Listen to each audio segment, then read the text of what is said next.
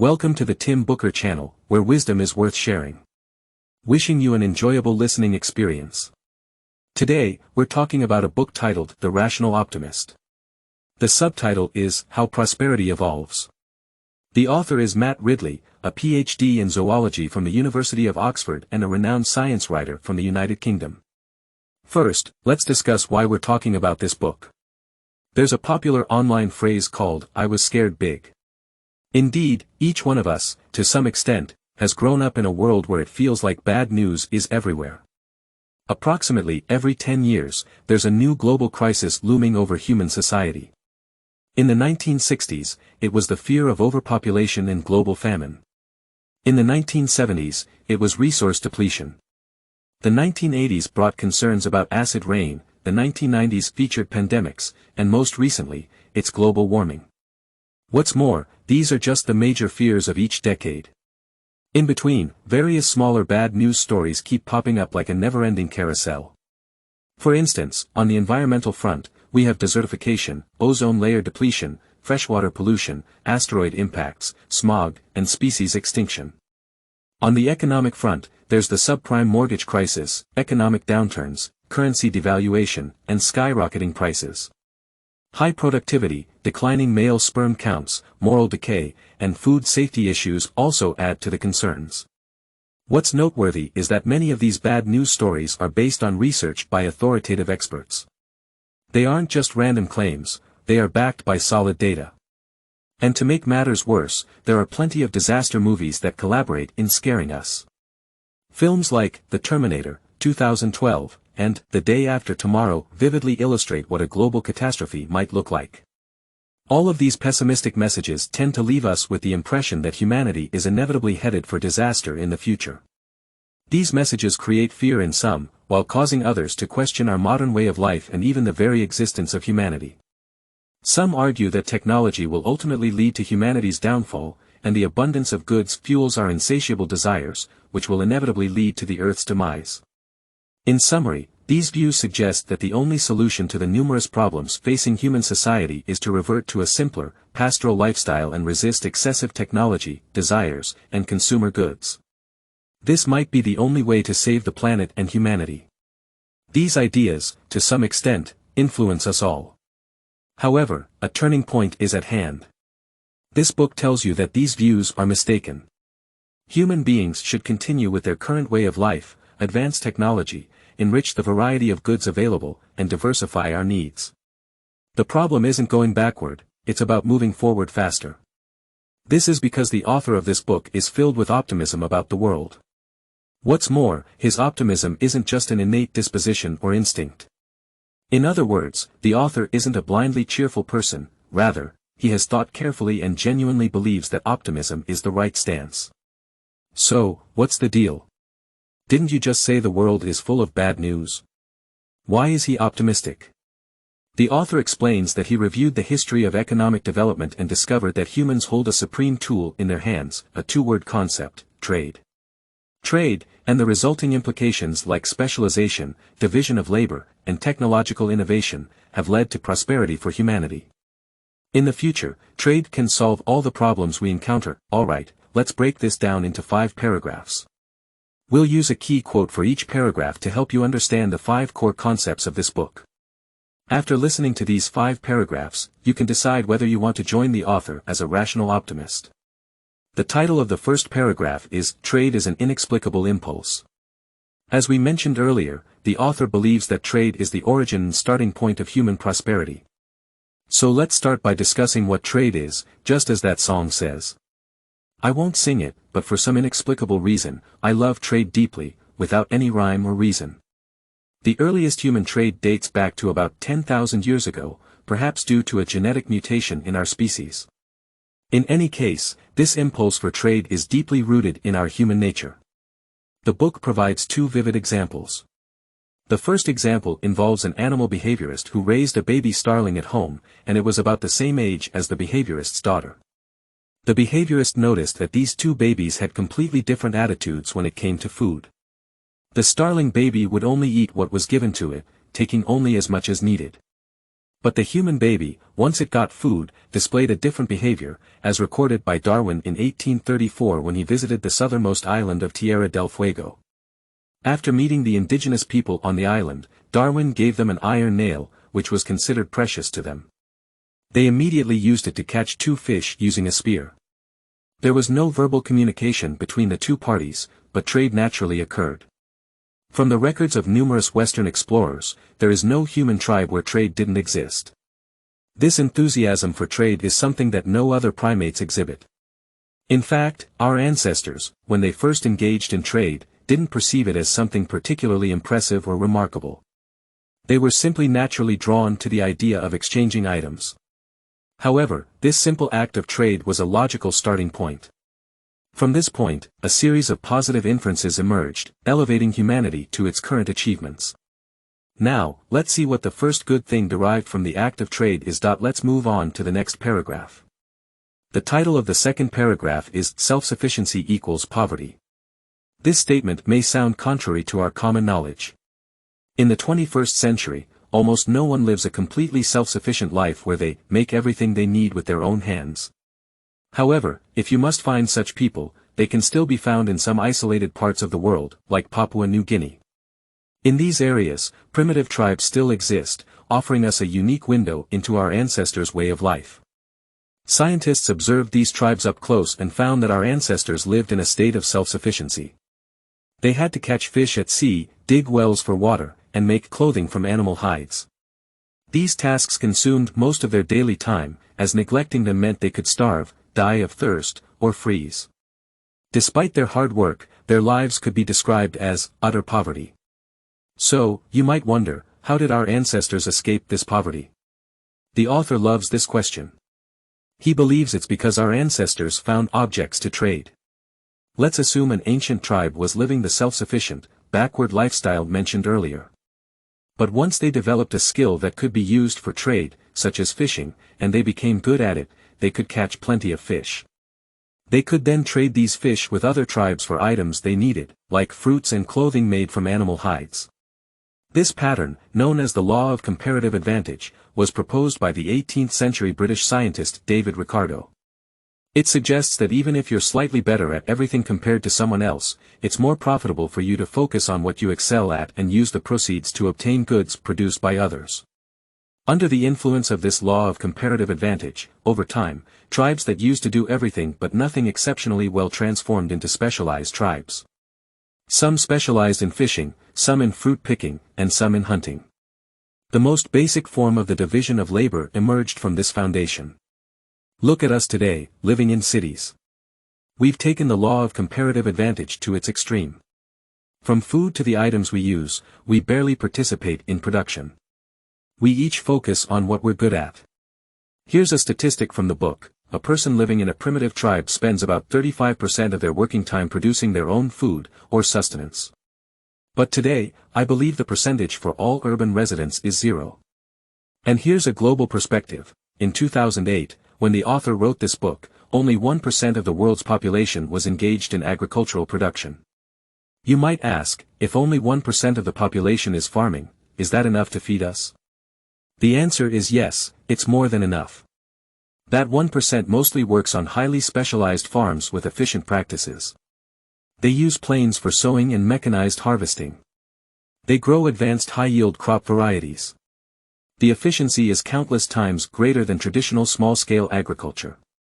Why? Because 24% of the population is involved in industrial manufacturing, making cars, ships, and repairing bridges, among other things. The remaining 75% of the population is fulfilling diverse needs. For example, running restaurants, making films, doing manicures, and conducting scientific research, among others. It's these 75% of the population that make our world rich and prosperous. In 2016, this trend continues. The division of labor is becoming increasingly refined, and elites are diving deeper into their specific areas of expertise. The author sums it up in the book, and here's the key quote: "Poverty is the inability to sell one's time at a high enough price to purchase the services one needs. Wealth is the ability to buy not only the basic services one needs but also unique services one desires." Now, when we look back, is self-sufficiency equivalent to poverty? Well, social division of labor, the first inference derived from trade, has brought richness and prosperity to the world that we continue our reasoning along the lines of social division of labor and arrive at the second element, which is the collective human brain. The key sentence of paragraph 3 is, the collective brain is an extremely powerful mobile hard drive. Let's start by explaining a definition from the book that might be a bit challenging to grasp. Humans are the only species on Earth that can use carriers beyond their own genes to store information. What does this mean? Let's consider a counterexample. A hawk, as a typical creature on Earth, can only store information within its own genes. All the remarkable traits of a hawk, like its sharp eyes, talons, and beak, are encoded within its genes. In other words, these traits can only be passed down through hawk mothers giving birth to hawk offspring. However, humans are different. Besides using their own genes to store genetic traits, they can also store information in various other ways. For example, if a clever primitive person invents an effective fishing hook, the knowledge of crafting that hook is stored in their brain, not in their genes. Suppose this primitive person suddenly dies, the information about the fishing hook is lost, and their son won't inherit it. However, with the advent of social division of labor, there's a new way to preserve information. As long as the fishing hook is truly effective, perhaps 500 apprentices will learn how to make it. This means one piece of information can be preserved within the framework of human society, through multiple individuals, or the human collective brain. The first benefit of the collective brain is an increase in information security because the probability of all 500 people dying simultaneously is much lower. The second benefit is that as knowledge stored within it becomes more extensive, this information can blend, collide, and even procreate in ways that were previously unimaginable. This ability for knowledge to blend and recombine is unique to humans and doesn't exist in any other species on Earth. Now, let's return to the example of the hawk. If a hawk wanted to upgrade its abilities, for instance, improving its vision threefold or increasing its flying speed twofold, the only method would be through sexual reproduction, where hawks mate and hope for genetic variations. However, this process is very slow, often taking millions of years to produce significant changes. In contrast, the collective human brain allows information to mix and match freely, enabling the creation of new concepts and objects in just a few decades. The book provides an analogy, suggesting that when a person has an ordinary breakfast today, they unknowingly utilize a significant amount of information and knowledge stored in the collective human brain. For instance, wheat for the bread was crossbred in the Neolithic era by Mesopotamians. The baking method for bread was invented by a primitive person in the Stone Age. If you casually check the news on your phone, it contains Faraday's electromagnetic induction, as well as design philosophies influenced by Steve Jobs. Behind these seemingly ordinary technologies are the heroes and geniuses who developed them. Their accumulated knowledge forms the basis of tools like the smartphone. Everyone benefits from this wealth of knowledge, and you don't need to understand the complex details and principles, as the collective human brain has already stored them for you. In the past few centuries, there has been an exponential filling of the collective human brain with information. The first massive influx of information occurred during the Industrial Revolution when knowledge emerged at an unprecedented rate, from canal construction and tunnel digging to steam engine transformation, locomotive construction, and rocket development. As the collective brain became saturated with fundamental knowledge, with the interplay and collision of knowledge, high-end knowledge began to emerge in just a few decades.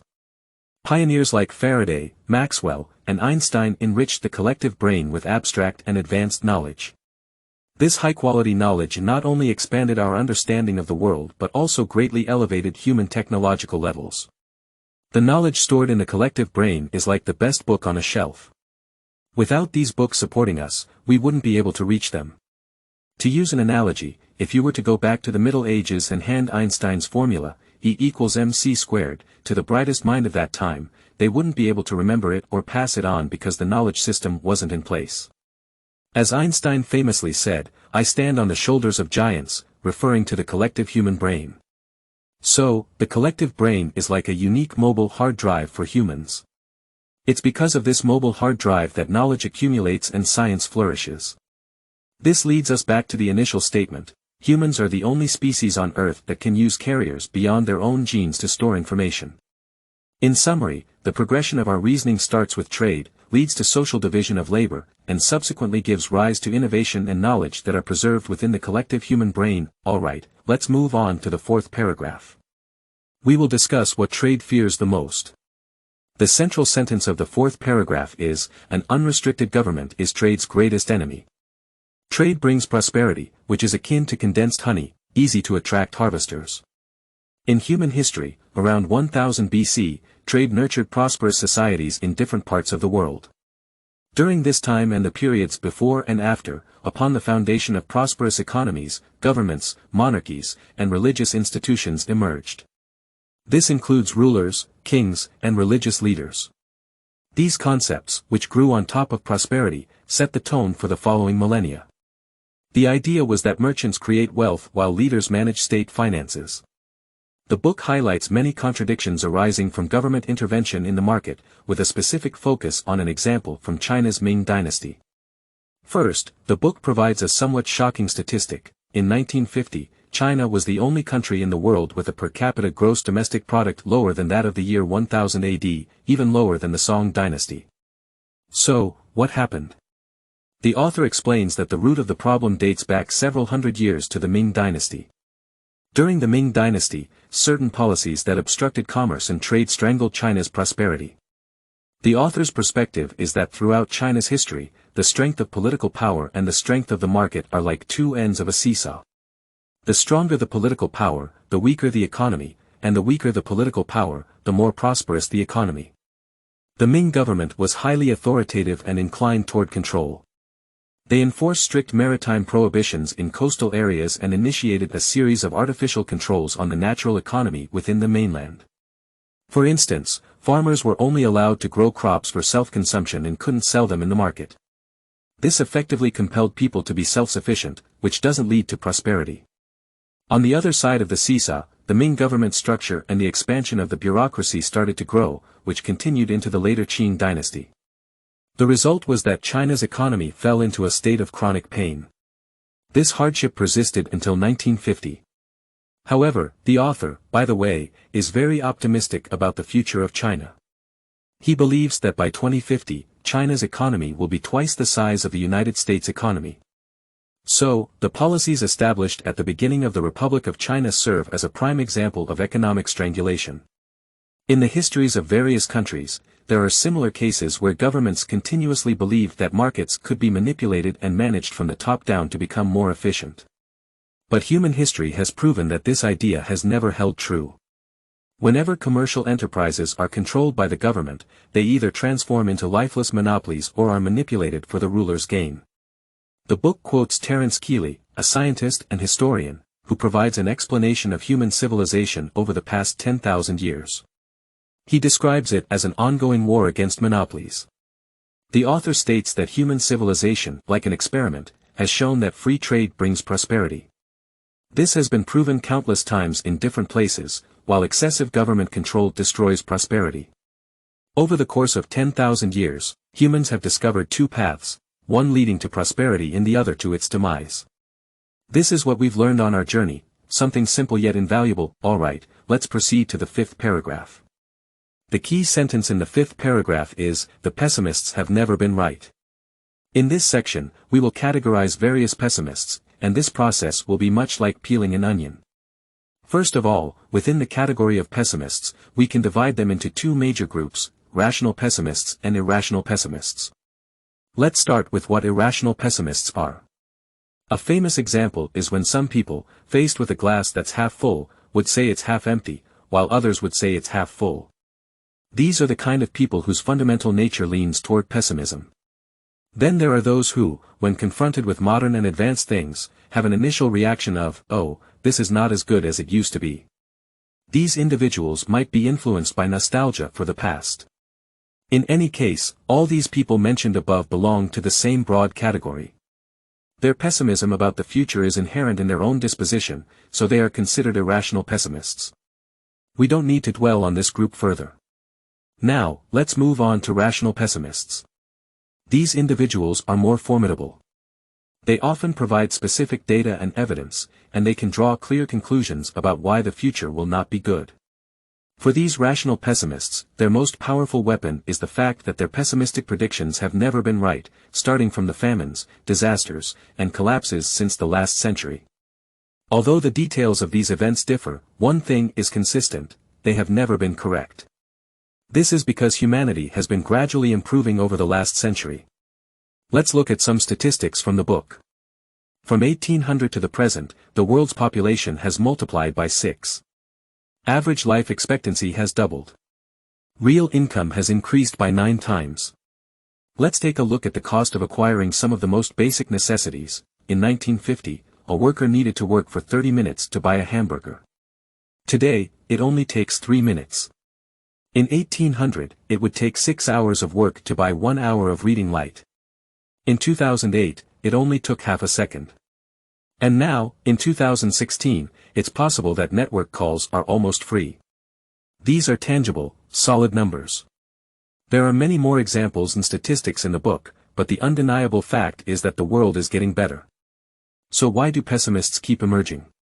The book lists 3 main reasons. 1. We are more sensitive to bad news and tend to remember it. This is essentially because our brains are still quite primitive. Throughout millions of years of the past, there were too many things that could harm our ancestors, such as floods, wild animals, hunger, and war.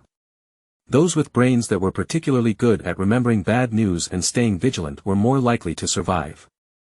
Our generation is descended from these vigilant ancestors. Therefore, when bad news is mentioned, the vast majority of people become alert and pay special attention. 2. Announcing bad news makes one appear more intelligent and thoughtful. Pessimists who proclaim negative forecasts have been considered wiser, more profound, and more careful.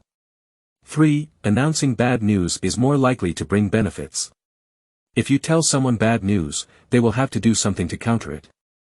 This is a model of, you have a problem, I have the solution. For example, they might have to buy my book or product or let me lead them. In any case, people must take action in response to bad news, which may imply profit. But if you announce good news, people don't feel the need to take immediate action. Thus, for the person delivering the message, there are fewer advantages. Now you understand why the world is flooded with bad news, right? So, after understanding these principles, we need to peel back several layers of the onion. One layer is the physiological response to pessimistic news. Another layer is the desire to appear deep and thoughtful in one's considerations. Then there's the layer of people who profit from spreading bad news. Now we are left with the core of the onion. Let's see who remains. The last category is the rational pessimists who don't profit from it. These individuals are usually highly respected and meticulous scholars. It is most challenging to prove them wrong. However, these scholars often make a classic mistake. They tend to take the current situation and assume that nothing will change in the future, leading to a pessimistic outlook. For instance, the book provides an example of an environmentalist who calculated that if China's population continued to grow, there would be insufficient trees in the world to make paper for them. But this assumption is flawed. Will we continue using paper indefinitely? Probably not. In 20 years, we might not need paper for writing at all, with electronic books, iPads, and mobile phones. Moreover, plant fibers might be artificially synthesized to eliminate the need for cutting down trees, similar to how bamboo slips were phased out in Chinese history. The same logic applies to addressing problems like famine. We use advanced crossbreeding and mechanization, not just by saving food and increasing farmland. And for the energy crisis that many people worry about, we will likely find alternative energy sources like solar power, wind energy, and controlled nuclear fusion. So, the experts' predictions based on the assumption that everything will remain the same are incorrect. Future generations will find solutions we can't imagine today. This is because humanity has always found creative solutions to its challenges. What makes humans so remarkable is our knowledge and science. Without knowledge, even if you handed us fuel, we wouldn't recognize it as such. Just like if you presented a bottle of seawater to someone from the industrial age and said it contained as much energy as 400 kilograms of coal, they wouldn't believe you. People only accept and use what they understand. Therefore, knowledge is the most abundant fuel source. In addition to knowledge, we need markets because only markets can turn knowledge into affordable consumer goods for everyone. The moment the cost of extracting oil exceeds that of new energy sources, you better believe that the transition to various new energy sources will happen at an astonishing pace. Rest assured that there won't be a tragic disruption where two energy sources fail to connect and humanity falls apart.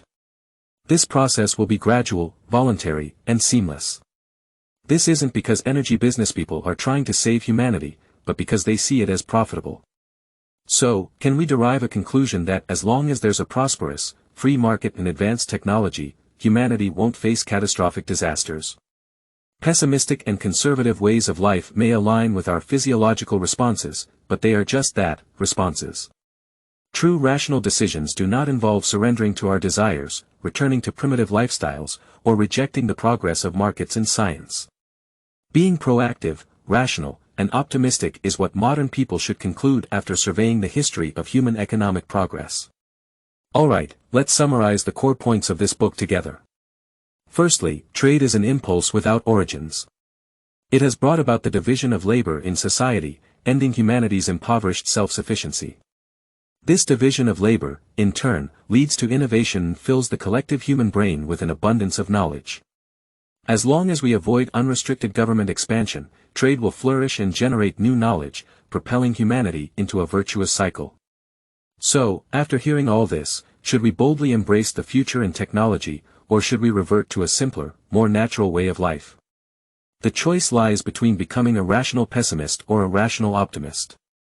Finally, let's conclude with a verse from the song, A Beautiful New World, and a message to express gratitude for your support and attention. Please subscribe to the Tim Booker channel, like, and share with your family and friends because wisdom is worth spreading, and it opens the path to a brighter future. Thank you, and goodbye.